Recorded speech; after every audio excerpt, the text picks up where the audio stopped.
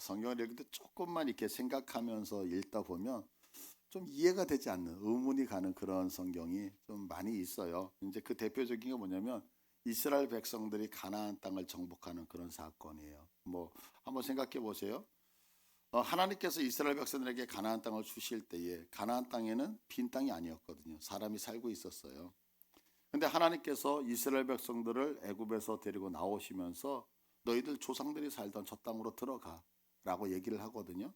그러면 이제 이스라엘의 입장에서야 땅을 빼앗고 그 땅을 차지하니까 와, 나 땅도 없었는데 집도 없었는데 하나님이 땅 주고 집 주니까 얼마나 좋아요. 그러니까 은혜라고 얘기를 할 수 있지만 거기서 수천 년을 살고 있어도 수백 년을 살고 있었던 가나안 일곱 족속의 입장에서 보면 이건 너무나도 억울한 거잖아요. 그러면 그들의 입장에서는 아니 무슨 하나님이 사랑의 하나님이라고 하는데 누구는 사랑하고 나는 안 사랑하고 야 뭐 하나님 이렇게 불공평해? 라고 충분히 이야기할 수 있지 않느냐라고 하는 거죠. 근데 여러분들 성경 보면서 성경 읽으면서 또 인생 살면서 하나님이 공평하다고 생각하셨습니까? 하나님 정말 공평하십니까? 아유 감사합니다. 근데 저는 좀 반대인 것 같아요. 하나님 좀 불공평하지 않나 이런 생각을 가질 때가 있어요. 우리가 지난주에 살폈던 본문 아브라함에게 분명히 두 아들이 있었잖아요. 하나는 이스마엘, 하나는 이삭. 근데 분명히 아브라함을 통해서 두 명의 자녀가 났는데 하나님이 뭐라고 하시냐면 이스마엘은 내 씨 아니다. 약속의 자녀 아니다. 천국 못 간다. 뭐 이렇게 얘기하시고 도리어 이삭을 향해서는 약속의 아들이기 때문에 천국 간다. 이렇게 얘기를 한다고요. 그러면 천국 가는 이삭의 입장에서는 얼마나 행복하겠어요.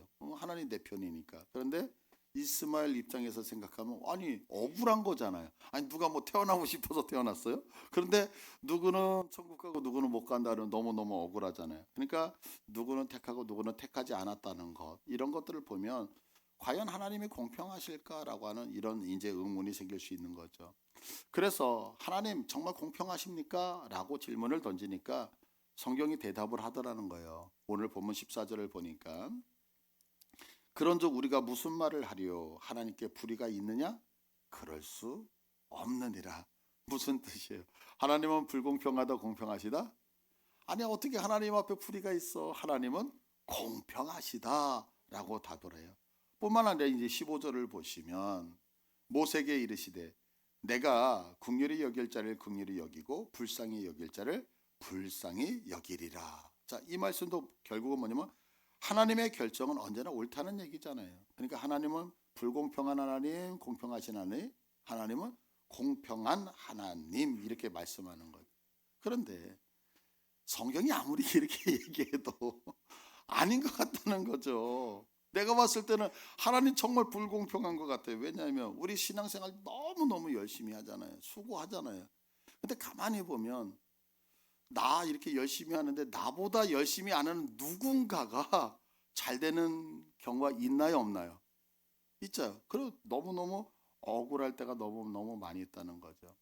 이제 제가 지난주에 이제 교회에 있는데 전화가 한 통 왔어요. 이 주변에 사는 이제 목사님 한 분한테 전화가 와서 목사님 어디세요? 그래서 예, 교회에 있습니다. 그랬더니 목사님 차 한 잔 마시러 가도 되겠냐? 아이 올라오시라고.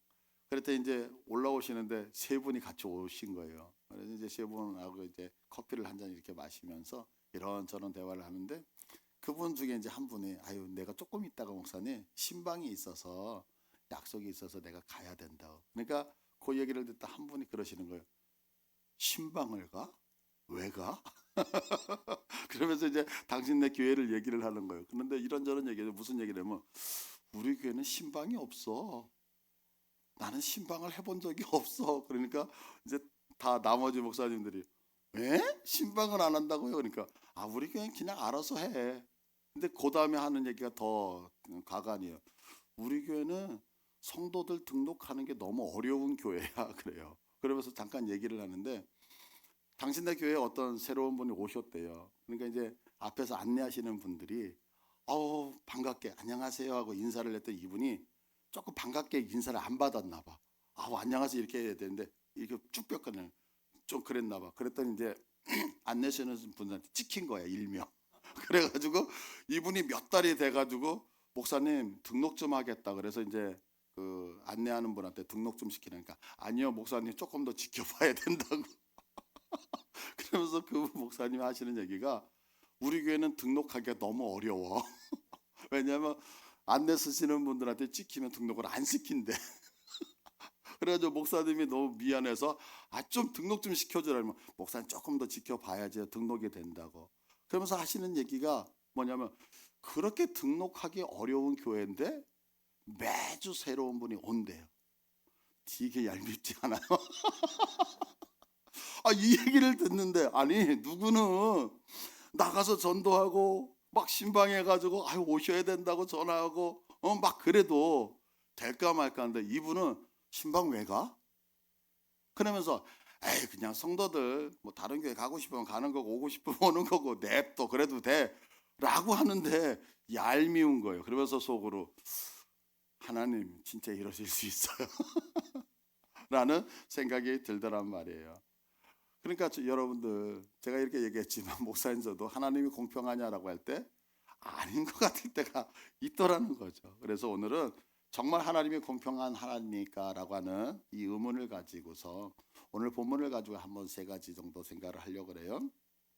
오늘 본문을 보면 조금 전에 살폈지만 하나님은 하나님이 불공평하다 공평하다? 공평하다고 말하고 있어요. 그런데 성경은 분명히 하나님이 공평하다고 얘기하는데 왜 우리가 봤을 때는 왜 하나님이 불공평한 것처럼 보이느냐라고 하는 거죠. 그 첫 번째 이유가 뭐냐면 지금 현재 내가 있는 위치를 모르기 때문에 그런 거예요.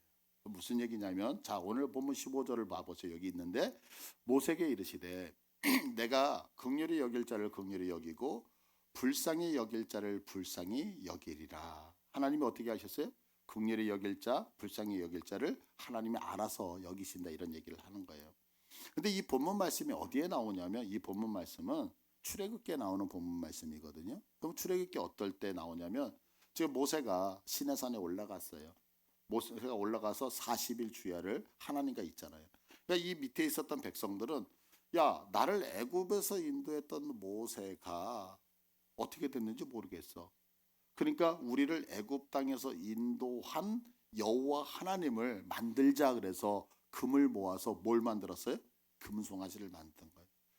그 모습을 봤을 때 하나님이 정말 화가 나시잖아요. 대노하시잖아요. 그래서 모세에게 하시는 얘기가 뭐냐면 내가 이 백성들을 전부 다 진멸해 버리겠다 라고 얘기. 그때 모세가 중보하는 거예요. 하나님 보세요.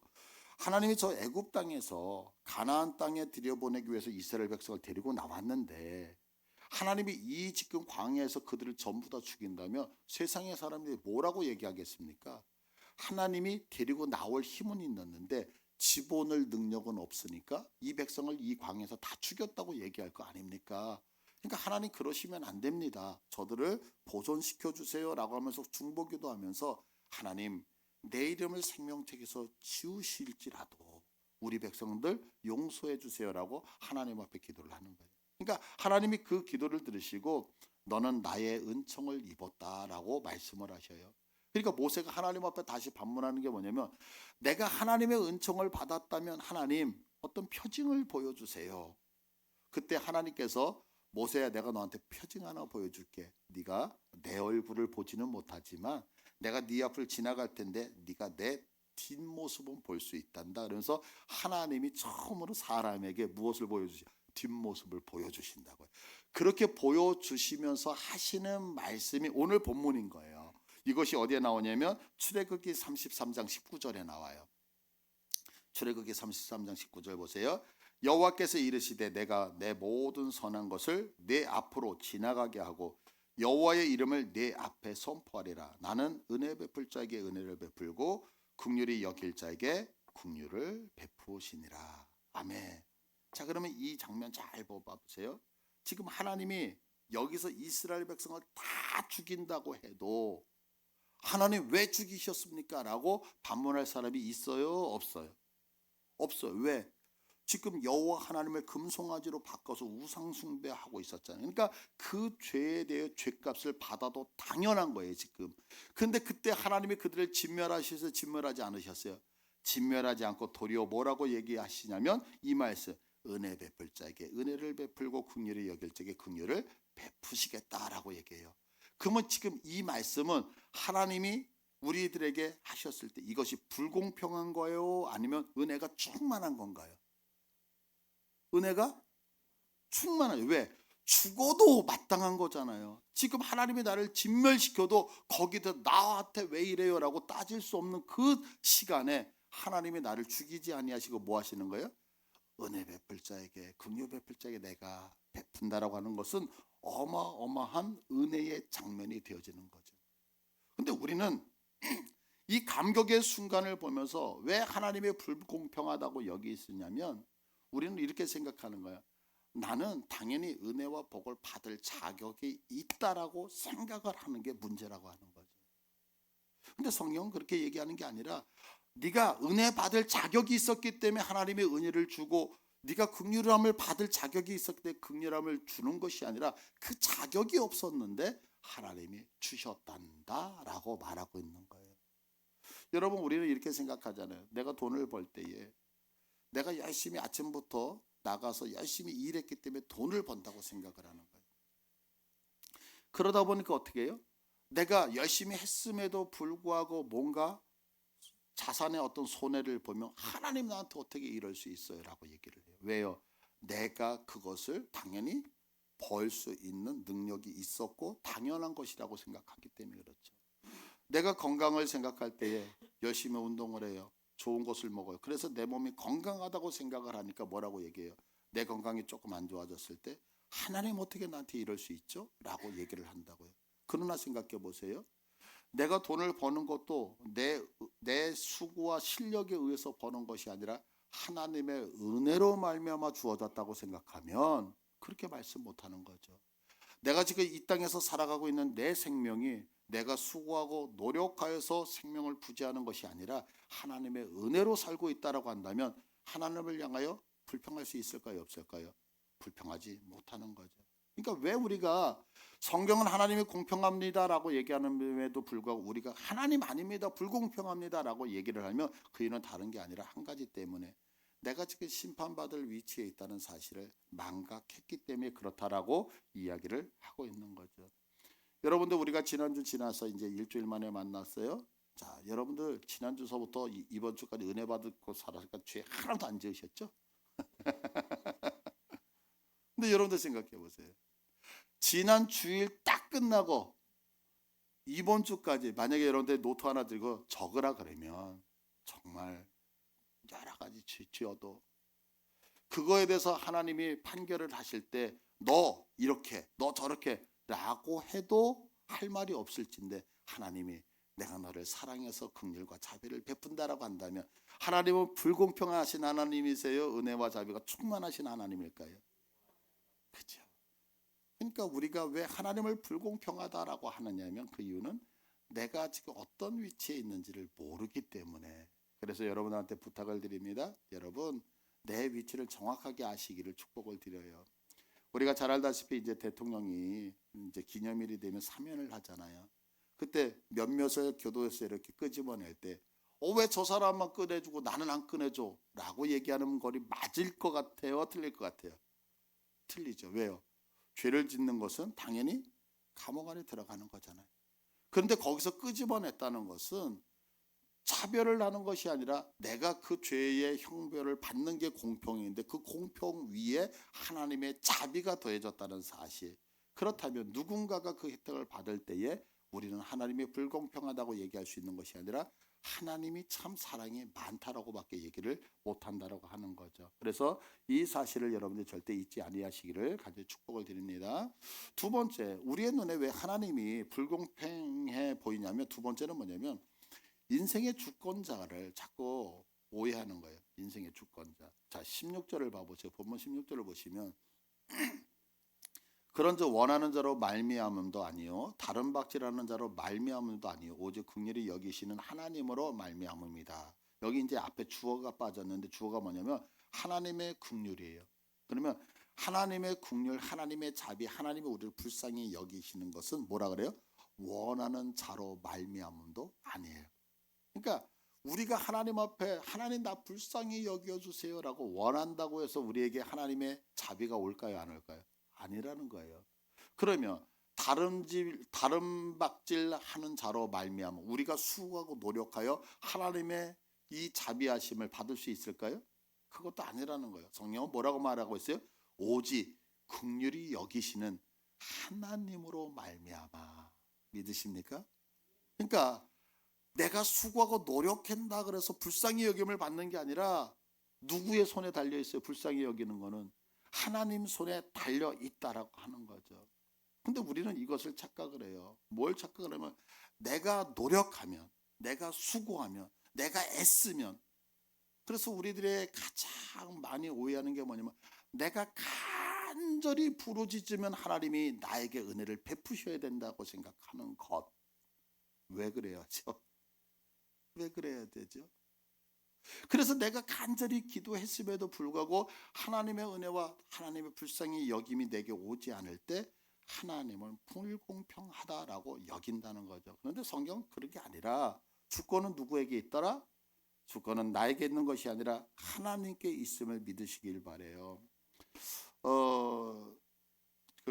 예전에 제가 참 초창기에 목회를 하면서 무슨 말이냐면 정말 열심히 최선을 다하여 무엇인가를 하면 목회가 성장할 거라고 생각을 했어요. 그래서 정말 열심히 했어요. 제가 이제 검호동에서 개척을 했잖아요. 검호동 그 당시에 제가 개척할 때 6,531세대였거든요. 그 6,531세대를 그 계단을 다 걸어 다니면서 한 집 한 집 다 확인하고, 왜냐하면 하나님 이 6,531세대를 센 거예요. 하나씩.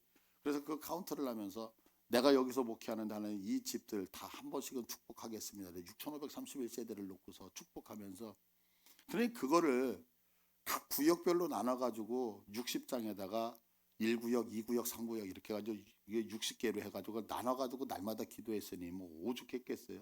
저 그렇게 했을 때 목회가 엄청 부흥할 거라고 믿었어요. 근데 안 되더라고요. 안 되더라고요. 근데 나중에 깨달았어요. 지금도 열심히 하려고 그래요. 그런데 그때와 지금이 달라요.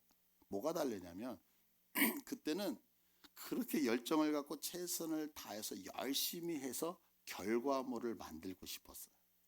근데 지금은 열심히 하는 이유는 뭐냐면 결과물을 만들기 위해서 열심히 하는 게 아니라 내가 하나님 앞에서 살기 때문에 최선을 다하는 거예요.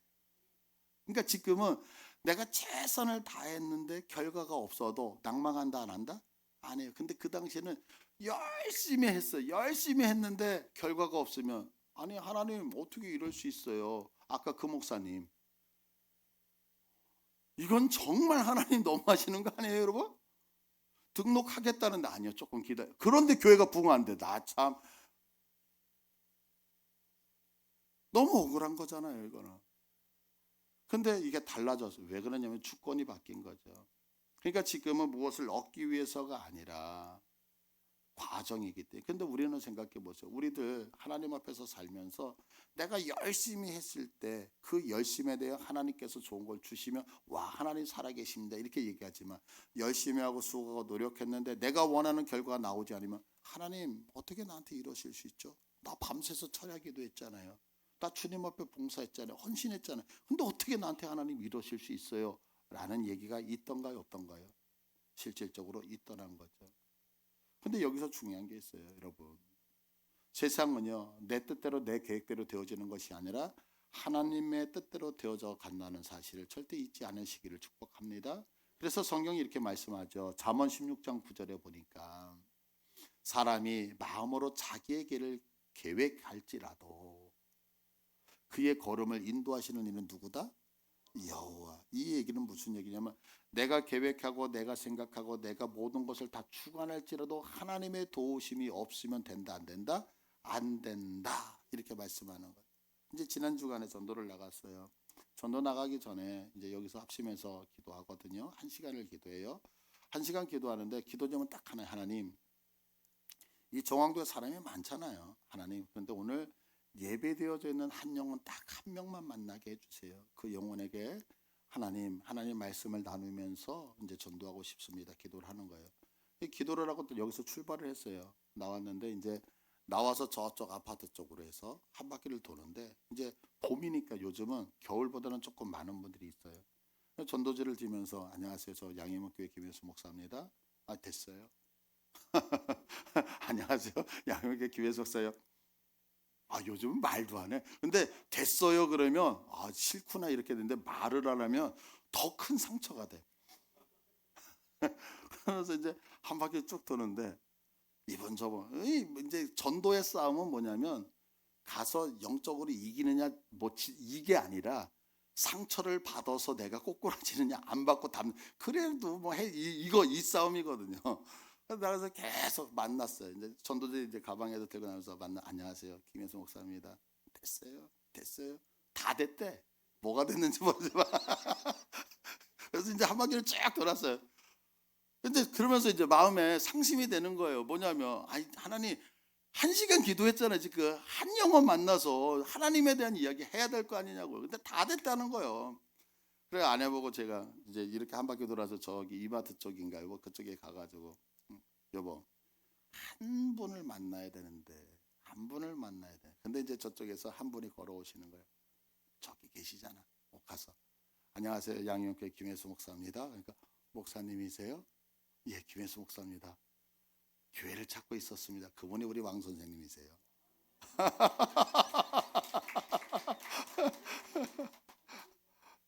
그래서 이런저런 해봤는데 너무 감격스러운 거예요. 그래서 이제 길에서 이제 좀 더 시간이 있었으니까 이런저런 하면서 전화번호를 주십사 이름을 적어주시더라고요. 그래서 제가 이제 전화를 드렸어요.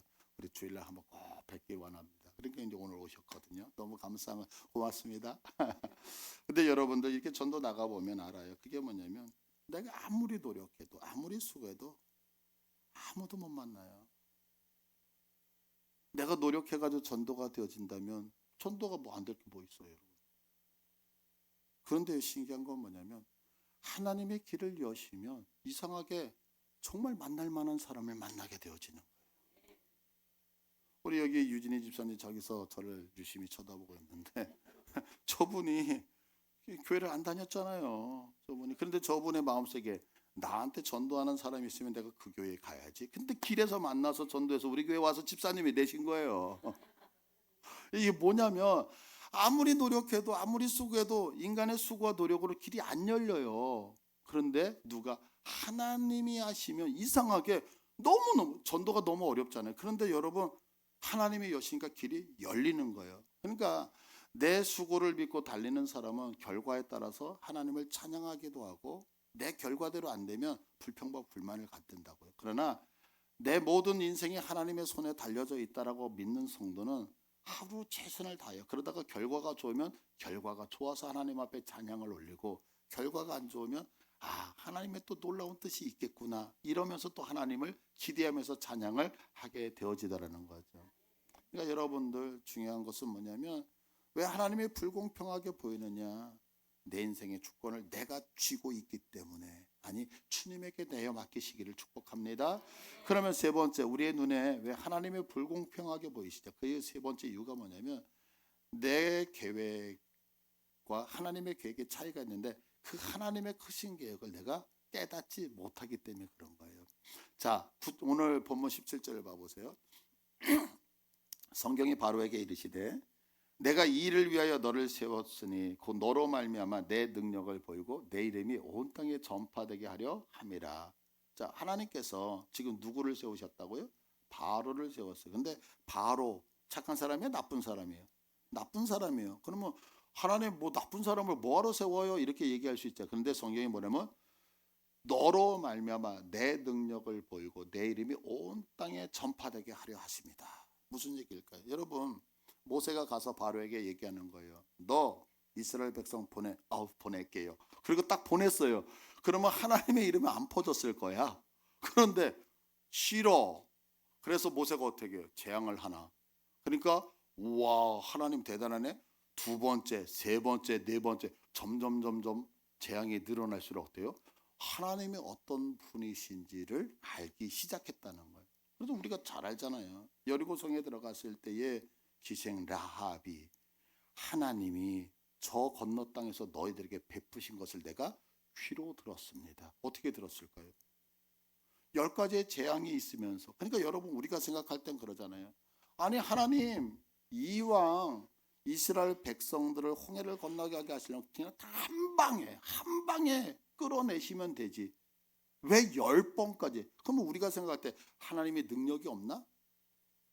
하나님의 카운터펀치가 약해가지고 10대를 때려야지만 그렇게 되는 건가? 그런데 성경은 그렇게 얘기하는 게 아니라 하나님이 무슨 뜻이 있으셨어요? 한 번, 두 번, 세 번, 네 번, 다섯, 여섯 계속해서 함을 통하여 하나님의 이름이 온 세상에 나는 이스라엘 백성을 구하는 여호와 하나님, 능력의 하나님, 전능의 하나님인 것을 증거케 하시기 위하여 일부러 시간을 길게 끌고 있었다라고 말을 하고 있는 거죠.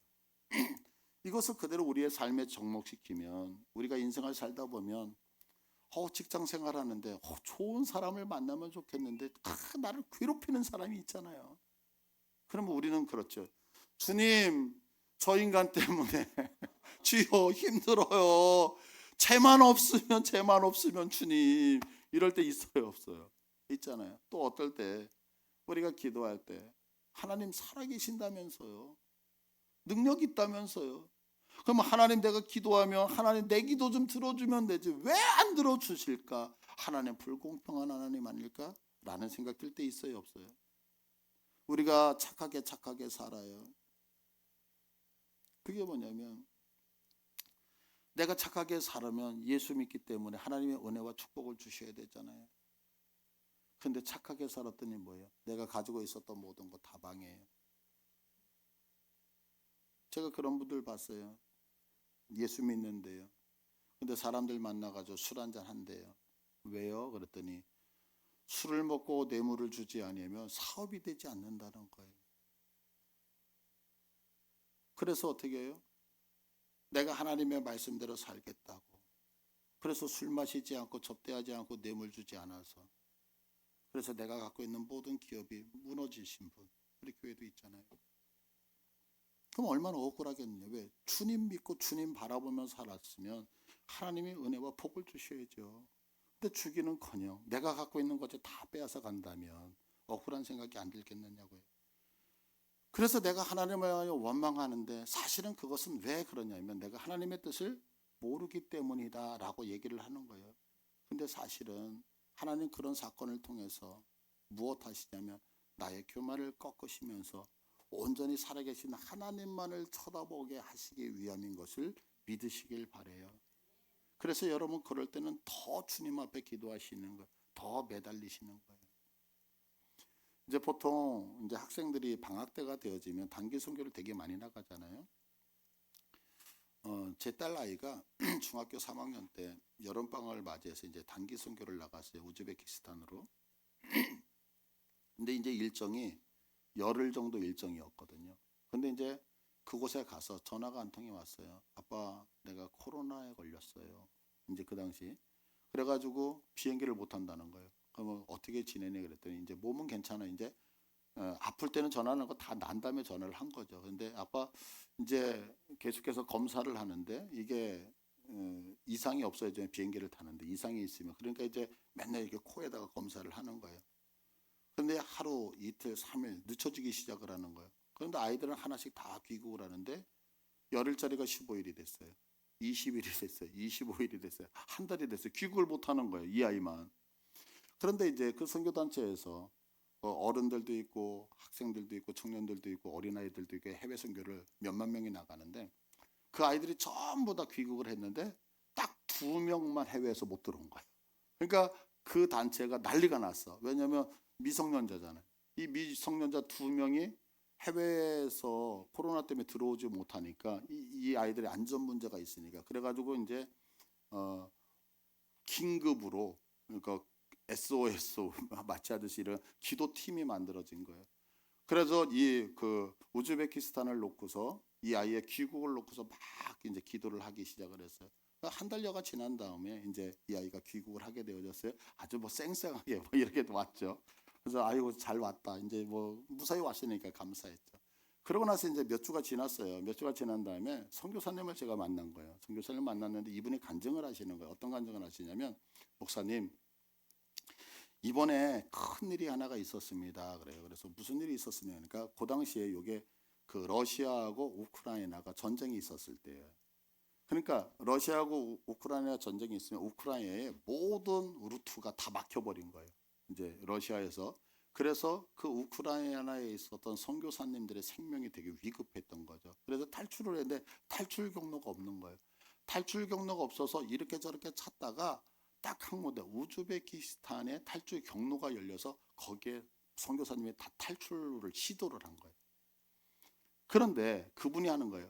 저희가 이렇게 탈출을 할 때 생명의 위협을 받아서 누군가 이렇게 중보 기도를 해주기를 원했다는 거예요. 그런데 전 세계 모든 선교사들이 이런 일이 있어서 우즈베키스탄을 놓고서 중보하기 시작을 했다는 거예요. 그래서 저희가 목숨을 잃고 무사히 탈출할 수 있었으면 한참 듣다 보니까 연수의 이야기야.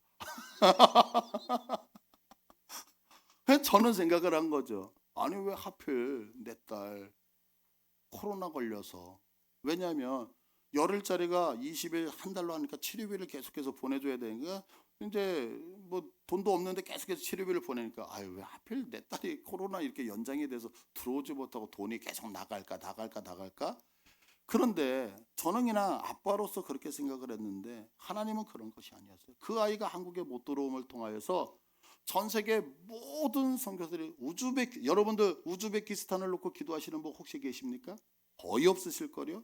선교사님이 그 얘기하는 거예요. 우즈베키스탄이 어디에 있는지조차도 모르는데 모든 선교사 우즈베키스탄을 그렇게 중보를 했는데 나중에 뚜껑을 딱 열어보니까 저는 제 딸 때문에 기도했지만 하나님은 제 딸 때문에 기도하게 하신 것이 아니라 그 아이를 통하여 우크라이나에서 선교하던 선교사님의 생명들을 살리기 위해서 충보하셨다는 사실을 알게 되어진 거예요. 제가 그 간증을 듣고 나서 하나님 앞에 엎드렸어요. 주님 고맙습니다. 내가 뭐길래 하나님 우리 가정을 통해서 하나님 수많은 선교사님들의 생명을 살려주십니까? 그러니까 하나님의 뜻을 원대한 꿈을 모를 때는 하나님 하필이면 왜 내 딸입니까? 왜 내 딸 하나님 귀국 못해서 이렇게 어렵게 합니까? 라고 했는데 그 뜻을 알고 나니까 너무너무 하나님 앞에 감사할 수밖에 없었다라고 하는 거죠. 왜 우리가 하나님 앞에서 원망과 불평을 하냐면 하나님의 뜻을 우리가 제대로 모르기 때문에 그렇다는 거예요. 자, 말씀을 정리합니다. 우리가 인생을 살아가면서 신앙하면서 왜 하나님이 자꾸 불공평하다고 여기시냐면 그건 내가 있어야 될 위치가 어딘지 모르기 때문에 그래. 우리들의 위치는 당연히 주장하고 권리를 받을 위치가 아니라 어느 위치에 있다고요? 심판받아야 될 위치에 있는 우리들인 것을 믿으시길 바라요.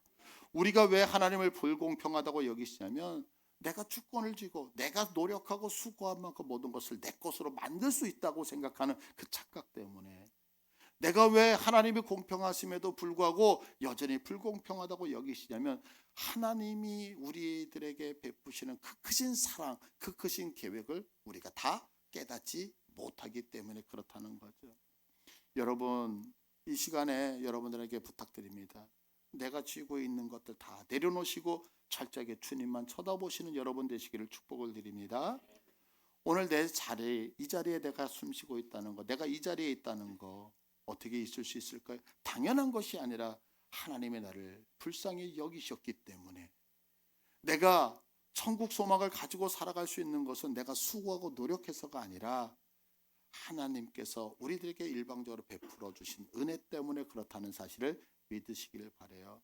그래서 여러분 내가 얼마나 열심히 달렸느냐를 계산을 하면서 불평과 불만하기보다는 하나님의 나를 얼마나 긍휼히 보시고 불쌍히 여기시는지 생각하시면서 그 베푸신 은혜 때문에 여러분들 감사하고 감격하시기를 간절히 축복을 드립니다. 우리 다 같이 한번 일어나셔서